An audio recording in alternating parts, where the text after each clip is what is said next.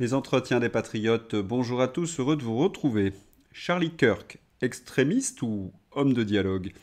Peine et angoisse dans le camp conservateur et patriote. Bribri Pamela et Sarko Spartacus.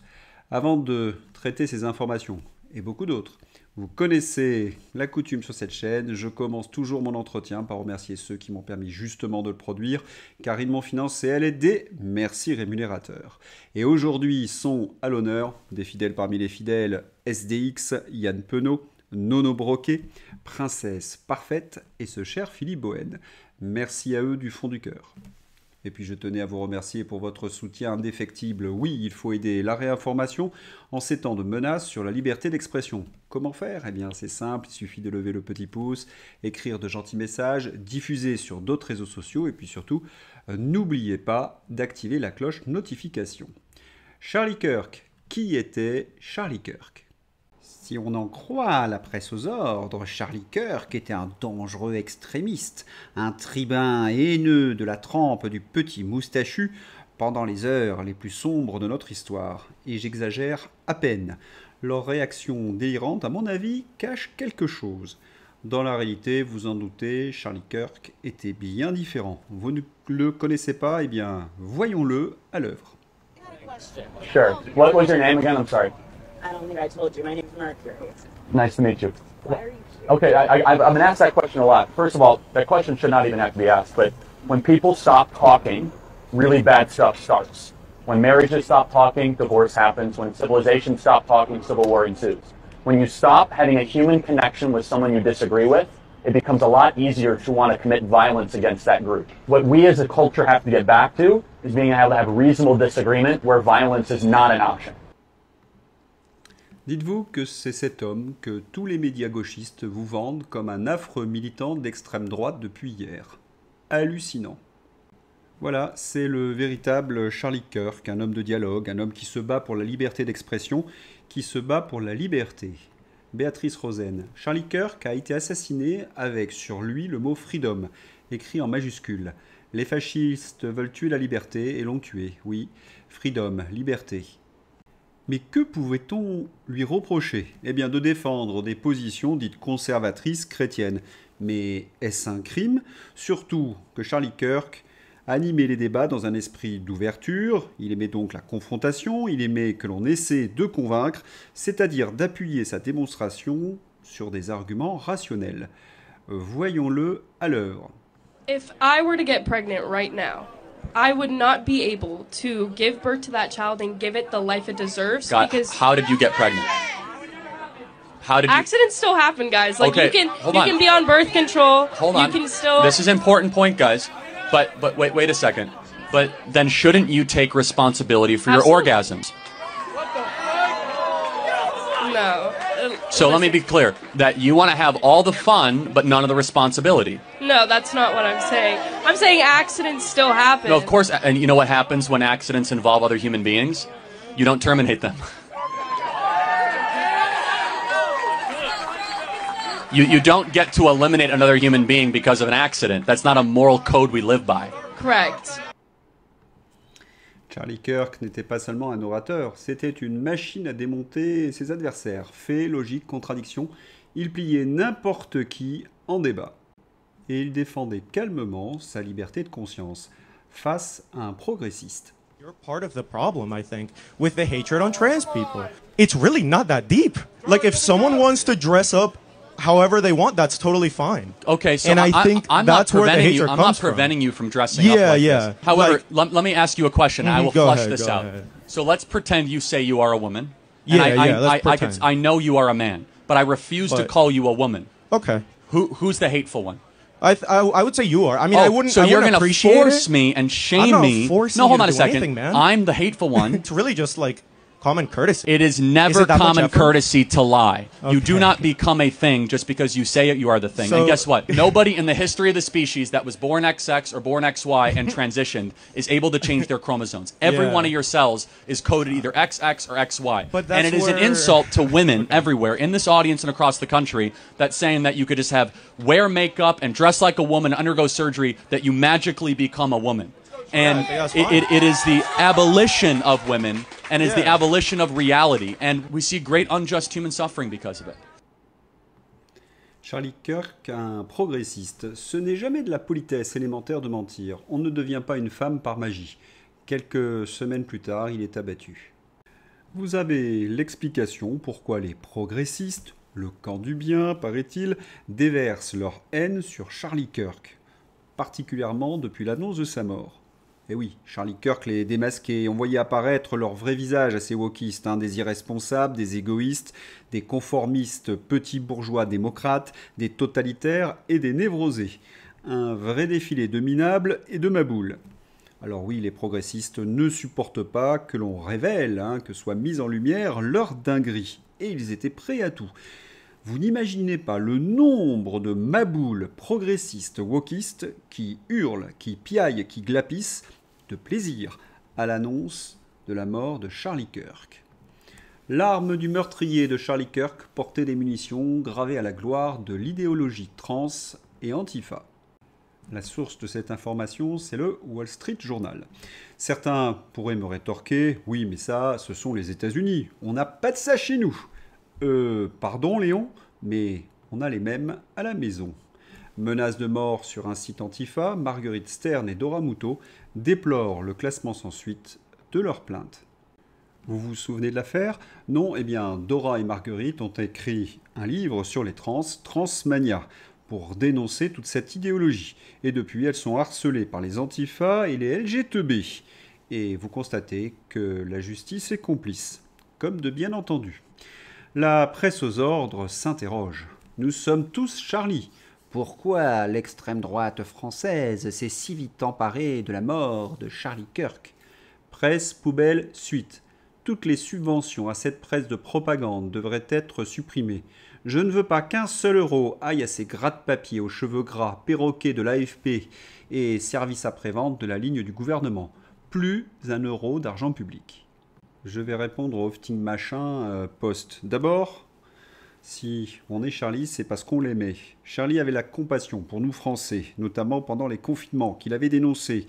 Il avait également dénoncé la volonté de Macron de détruire notre France par l'immigration. C'était cela, Charlie. Pierre Gentillet.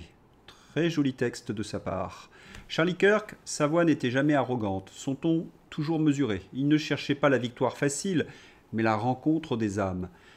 Même lorsque la foule, acquise à sa cause, se laissait aller aux huées, Charlie élevait la voix pour protéger son contradicteur, afin que celui-ci puisse s'exprimer.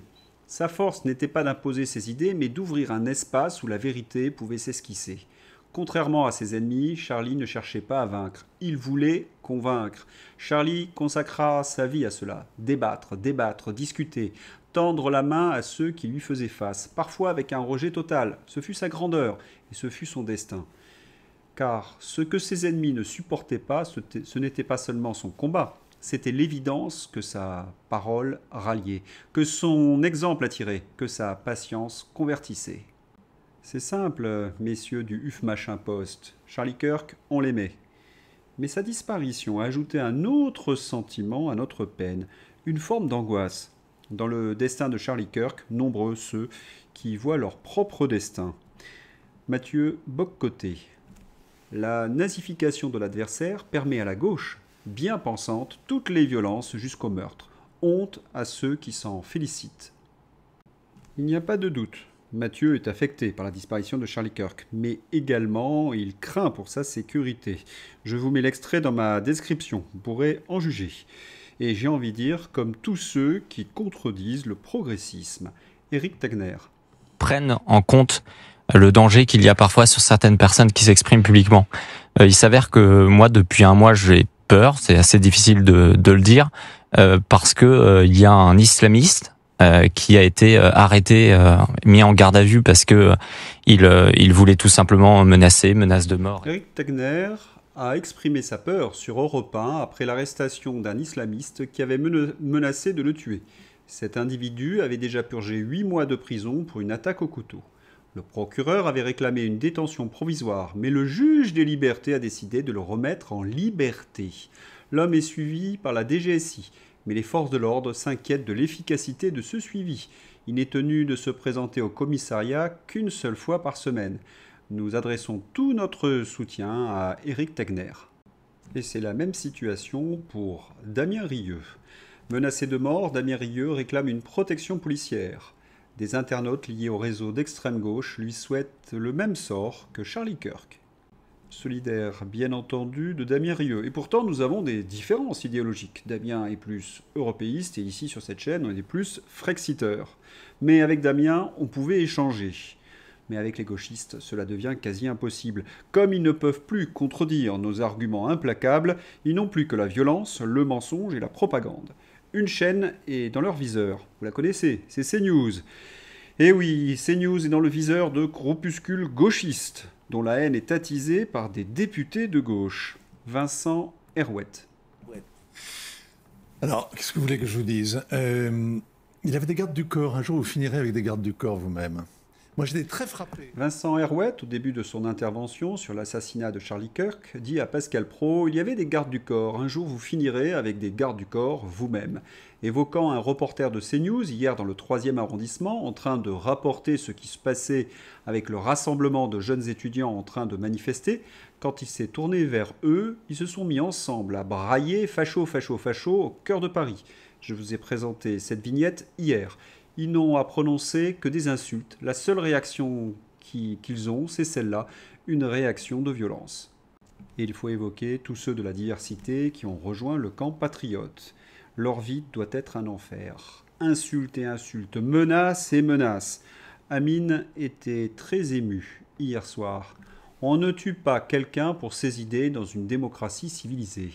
Combien sur ces plateaux sont sous protection policière? L'homme qui vous parle, Amine, je signale mon déplacement à la préfecture et je sais qu'il y a une protection dans la salle et autour.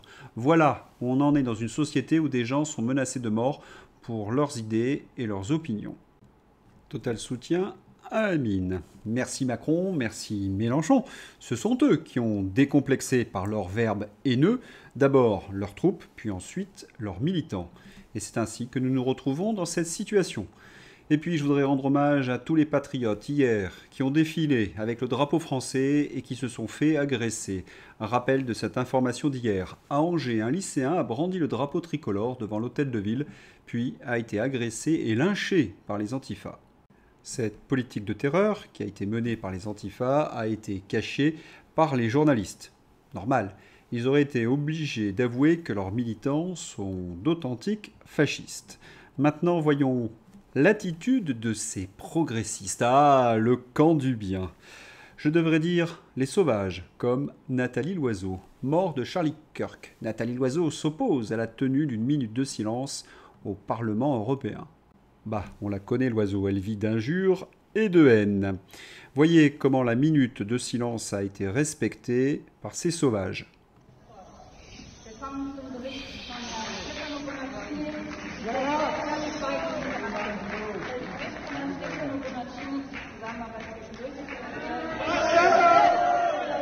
Shut up!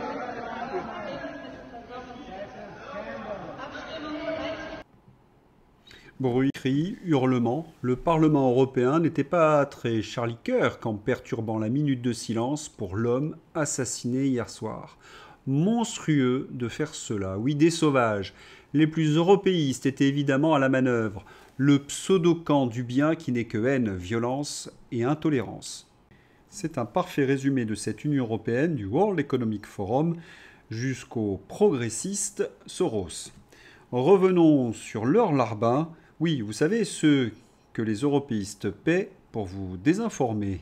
Tristan Mendès France. L'influenceur conspi d'extrême droite, Charlie Kirk, vient de se faire tirer dessus.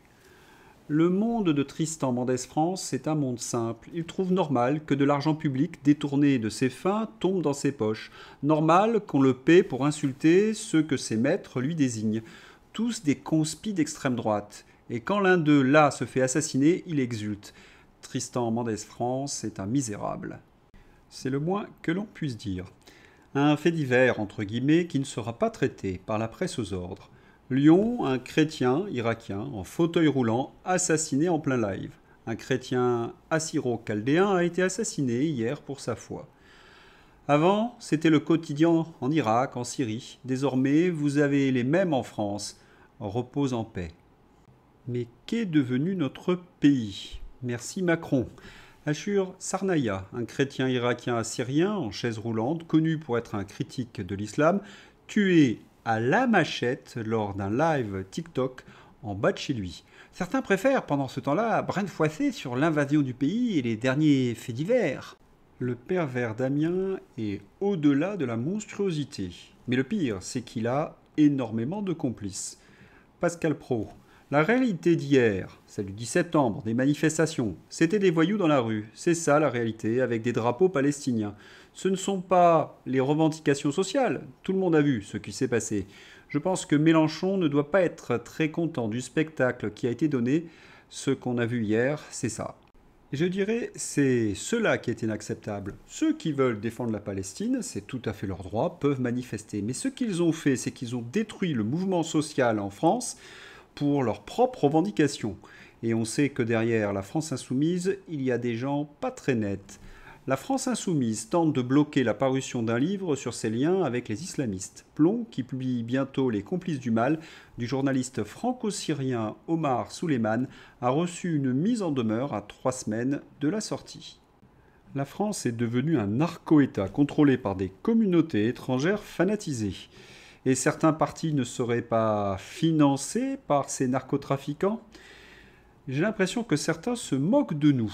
Jonathan de Lorraine, il n'y a plus aucune différence entre l'extrême centre et l'extrême gauche. On a l'impression en effet qu'ils ont les mêmes parrains. Le corps nu, la rumeur enfle. Qualifié de chouchou de Brigitte Macron par la presse, on apprend que Sébastien Lecornu est parfaitement identifié au président. C'est un peu le doudou d'Emmanuel Macron qui arrive à Matignon. Pourquoi les journalistes parlent du Premier ministre comme un mignon du roi? Je reçois également pas mal d'indiscrets qui m'expliquent que ces journalistes savent quelque chose. Vont-ils balancer l'information en off? On l'espère. En tous les cas, les Français ne se sont pas trompés sur la personnalité de Lecornu. 66% des Français n'ont pas confiance en Sébastien Lecornu. Alexandre Jardin, la troisième voie, 66% pour ce diable de Lecornu.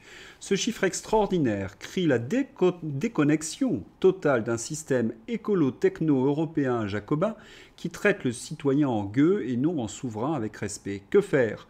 3 révoltes possibles. Celle d'hier, croire à la violence minoritaire récupérée.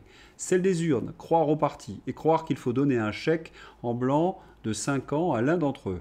Celle des gueux, croire aux citoyens unis, action concrète, plus référendum pour reconnecter et réparer la France pour de vrai avec les citoyens et non sans eux. C'est une situation cauchemardesque. Vous avez ces politiques qui ont échoué surtout et on les voit s'accrocher alors que le peuple français les déteste.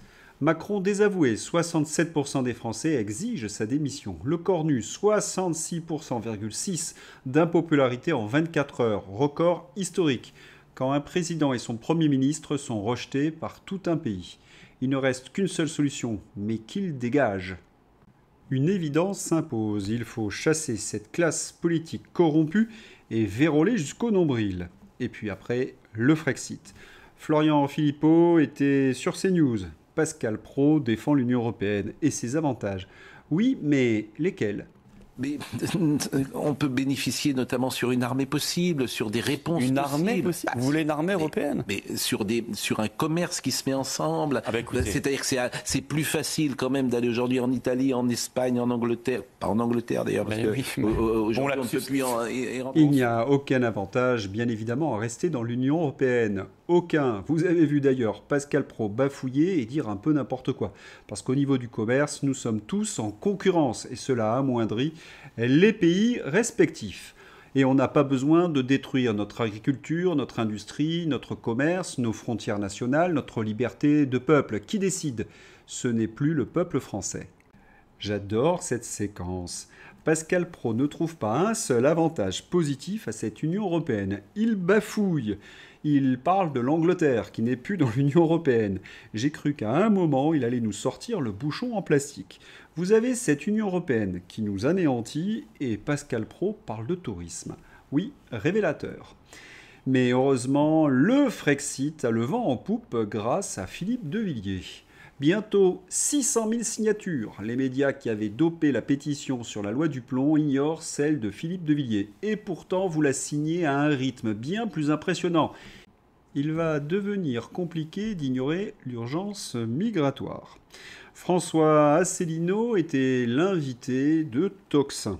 Il a évoqué son passé au RPF en compagnie de Philippe de Villiers. Clémence en a profité pour montrer un extrait où Philippe de Villiers énonce les différents scénarios de la sortie de la France de l'Union européenne. Il y a un scénario noir, l'Union européenne s'effondre et la France en ressort détruite. Il y a le scénario positif, le Frexit, vous vous en doutez. Alors, un seul mot d'ordre, union, union et encore union. Allez, c'est l'heure d'ouvrir la page fantaisie. Parfois, on n'est pas prêt à lire certains articles de la presse aux ordres. Bribri faisant du scooter. Des mers. À qui le journaliste a-t-il comparé Bribri? Bribri est en rouge. Vous avez la comparaison? Ça y est?